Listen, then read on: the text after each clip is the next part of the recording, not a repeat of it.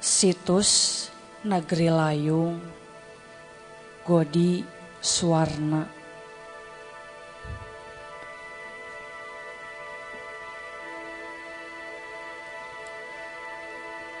Dina hiji sore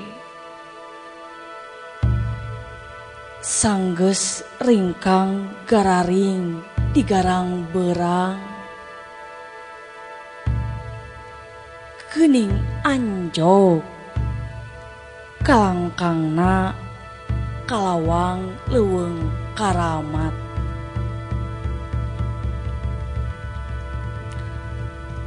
Letah nu karasa hangit ukur ngelun ngalisankeun sampurasun,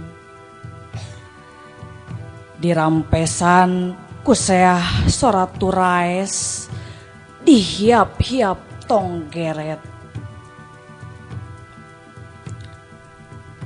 Lalaunan reregan mimiti perai tina kalbu nu ngabatu.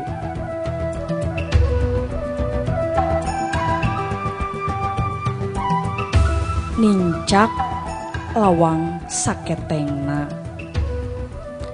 asa hanjat kana umpakan halimun, sirah ngebual aksara jeung angka-angka ringkang mojang sajak nu tacan parat di rumat sewu Rusiah nu teu kateguh sesebitan keyakinan jadi saab tingkalayang tina tarang kasesep kureng hap daun namper jadi bukur jempling.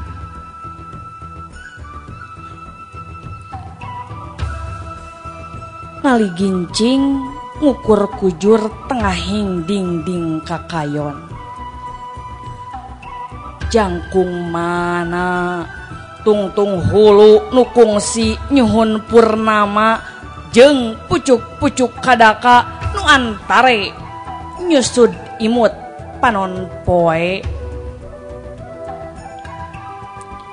Geuning beheung bet koropo balas nananggeui babatok nu berat da leuwih rembet alah batan sahunyudan Ali Musa.